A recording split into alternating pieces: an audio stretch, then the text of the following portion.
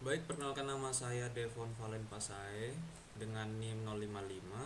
Pada kesempatan kali ini saya akan mendemokan program yang telah kelompok kami buat, yaitu dengan judul Team Mental Health Prediction System.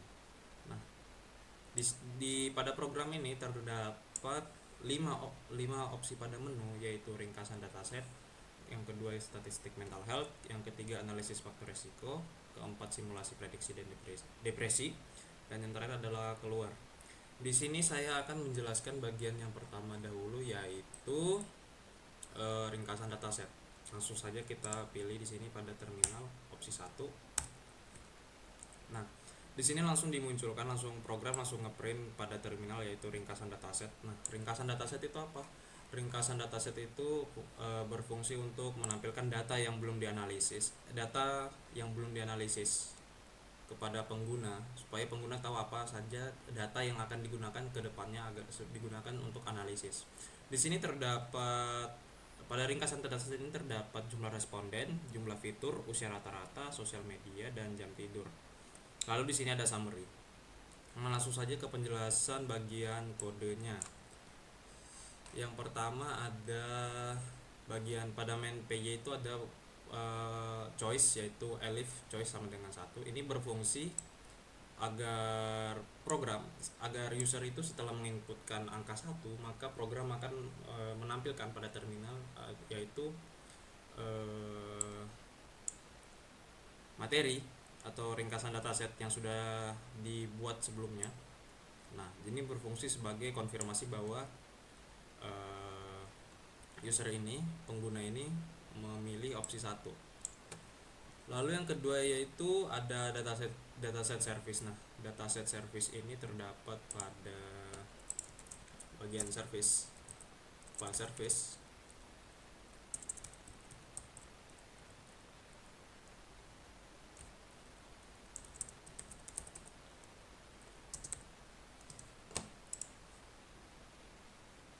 Maksudnya pada program main. Nah, apa fungsi dari report ini, report service data service DF?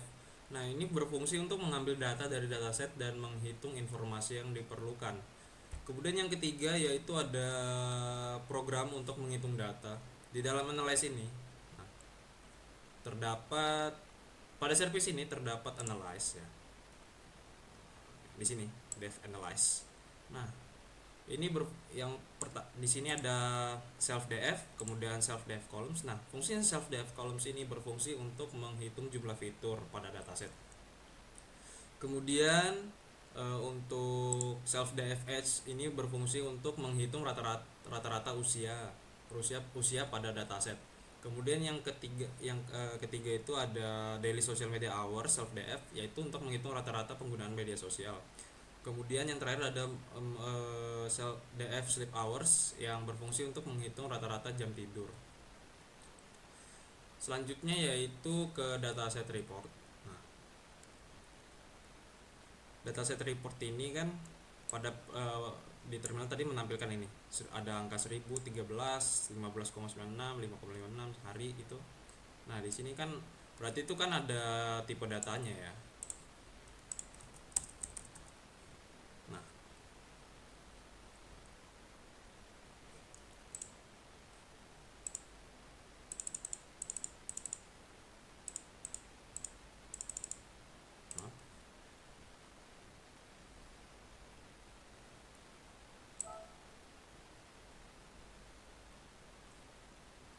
Nah, di sini terdapat dataset report ya, class dataset report. Nah, di sini juga untuk setiap data ini, jumlah responden fitur ini juga memiliki tipe datanya sendiri. Yang pertama itu ada untuk total rows-nya tadi, ada integer, kemudian total column atau fiturnya tadi akan outputnya berupa integer. Kemudian untuk umur, rata-rata umur tipenya float, sosial media dan sleep juga berbentuk float. Kemudian di sini ada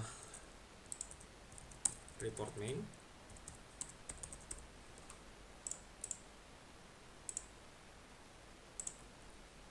Report main, maaf. Report display. Nah, di sini.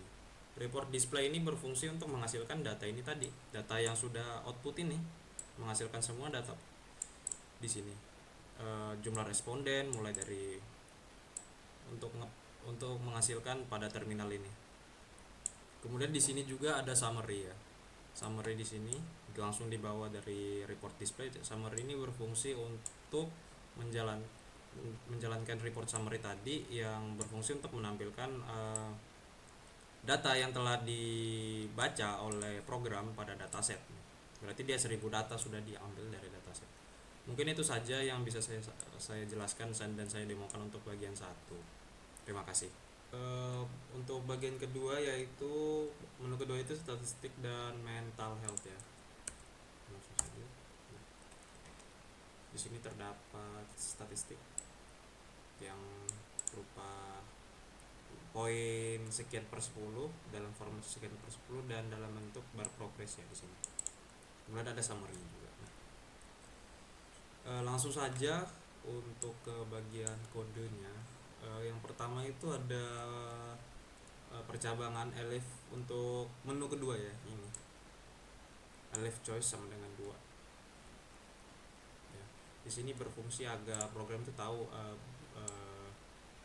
program itu memberi opsi, dan supaya program itu tahu menu apa yang akan diakses oleh user atau pengguna.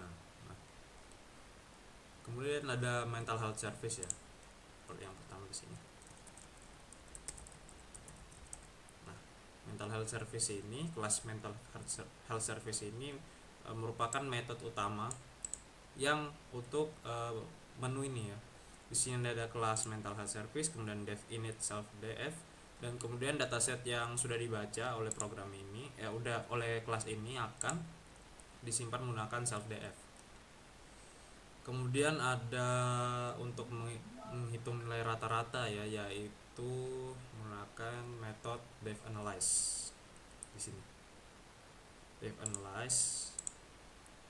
Nah, dia akan menghitung 3 variabel, 3 fitur ya, yaitu stress level, anxiety level, dan addiction level.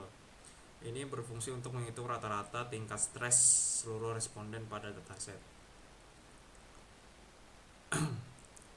Yang pertama itu yang stres ini untuk rata-rata tingkat, untuk menghitung rata-rata tingkat stres seluruh responden menggunakan MEAN. Kemudian di sini ada rata-rata tingkat kecemasan responden, dan di sini rata-rata tingkat kecanduan responden. Ketiganya sama untuk mencari rata-rata menggunakan nilai MEAN ya. Kemudian di sini ada kemudian ada mental health report.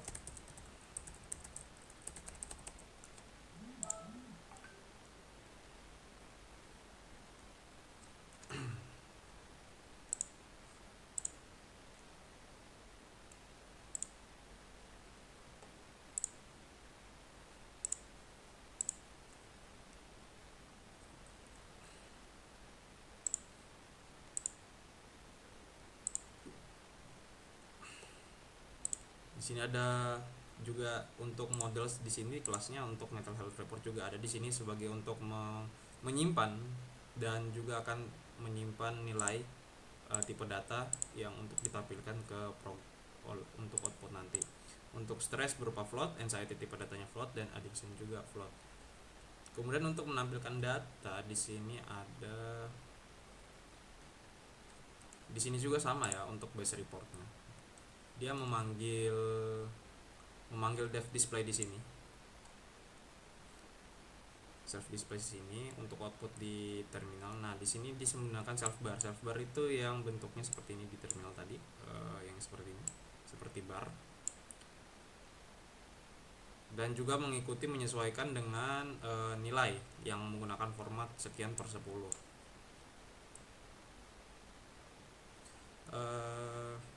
Untuk melihat arti nilainya ini 5,4 untuk rata-rata pada nilai 5 lebih, 5,5 ya. Itu berarti dia tingkat kecemasan rata-rata. Yang pertama itu untuk stres, dia itu rata-rata tingkat stresnya untuk responden itu level sedang. Kemudian untuk anxiety juga sedang, dan adiksi kecanduan juga itu sedang. Ya, itu saja. Saya Nindita Pujiastari dengan NIM 24091066063. Jadi di kesempatan kali ini saya bakal jelasin di menu ketiga, yaitu analisis faktor resiko. Nah, output yang dihasilkan itu bakal begini nih. Analisis faktor resiko, kemudian ada di sini nih faktor-faktor yang berkorelasi yang berpengaruh dengan depression. Nah, menu ini dipakai buat kita ngeliat nih faktor apa aja yang dia tuh punya hubungan dengan resiko depresi pada remaja. Dia bakal ngecek apakah tingkat stres, kecemasan, kecanduan media sosial, habis itu pengaruh jam tidur dan penggunaan media sosial itu punya pengaruh terhadap nilai depression label. Kita coba baca outputnya. Di sini tuh ada pertama stress level, di mana di sini 0,045. Nah, artinya tingkat stres ini nih punya hubungan yang positif sama depresi. Jadi, semakin tinggi stres seseorang, kecenderungan mengalami depresi juga meningkat. Kemudian di sini ada sleep hours. Nah, jam tidur ini dia punya hubungan negatif karena nilainya di sini minus ya. Jadi semakin banyak waktu tidurnya, kecenderungan depresi itu bakal makin nurun. Nilai korelasinya ini dia tuh di rentang minus 1 sampai 1. Jadi kalau misalnya dia di minus 1, ini hubungan negatifnya kuat, di 1 hubungan positifnya yang kuat. Jadi dia pengaruh besar gitu loh buat depresi ini. Nah, kalau 0 itu hubungannya lemah, jadi kayak tengah-tengah lah. Buat alur kerja sistem ini sendiri, itu kita mulai dari menu main di sini ya. Jadi user itu bakal milih di ini elif choice sama dengan 3 untuk menganalisis faktor resiko. Dia bakal memunculin output yang begini.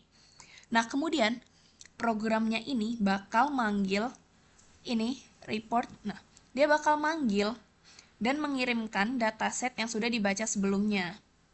Dia manggil ini nih, manggil apa namanya, fitur ini nih. Kemudian dia ngambil data target, dia bakal ngambil data target yang ada di nih. Dia bakal ngambil data target, kemudian dia bakal ngitung korelasinya. Jadi tuh dia kan di sini tuh ada faktornya stress level, anxiety, dan lain-lain. Nah, programnya itu menghitung hubungan antara faktor-faktor stres ini dengan depresinya. Abis itu datanya bakal disimpan, dimasukkan, kemudian dikirimkan hasilnya ke nih, return risk report. Untuk kelas dan metode yang bertanggung jawab di menu ini, itu pertama ada kelas di sini, kelas Risk Analyst Service. Di mana kelas ini tuh berperan sebagai bagian yang melakukan proses analisis data. Dia tugasnya itu mengambil data dari data frame, habis itu dihitung, disimpan ke hasil analisis, habis itu dikirim ke risk report, ke kelas risk report. Metode utamanya di sini ada dev analyst. Kemudian kelas selanjutnya ada di models.py. Di sini ada kelas risk report. Nah, kelas ini sendiri itu tujuannya buat nyimpan sama nampilin hasil analisis. Kan kalau kelas yang sebelumnya tadi tuh risk analysis service itu buat ngitung. Nah, risk report ini buat yang nampilin hasilnya. Metode yang digunakan di situ tuh ada ini dev display dan dev summary.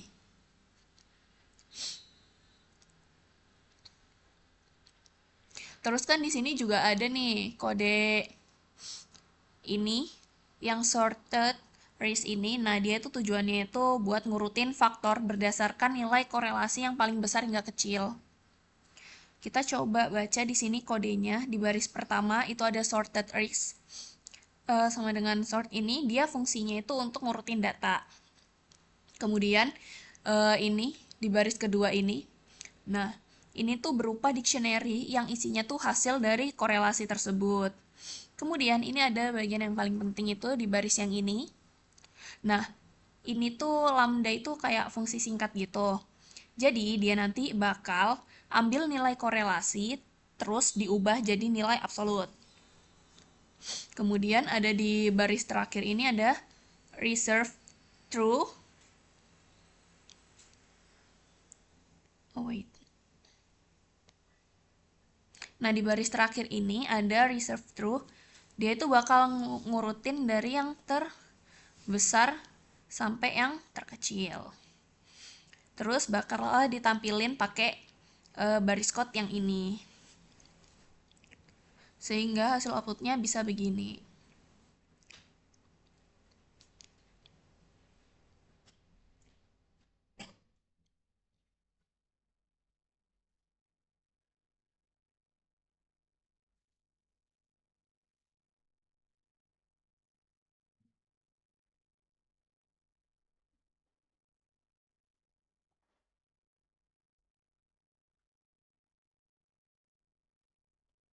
Jadi singkatnya menu ini tuh dipakai buat kita tahu nih hubungan antara beberapa faktor yang ada di sini. Itu tuh berpengaruh dengan status depresi pada remaja. Habis itu diurutin hasilnya dari yang paling berpengaruh ada di sini. Terus hingga yang paling nggak berpengaruh. Jadi hasilnya bakal ditampilkan dalam bentuk daftar nilai korelasi. Jadi pengguna itu bisa tahu faktor mana nih yang punya hubungan paling besar terhadap risiko depresi dari data yang dianalisis.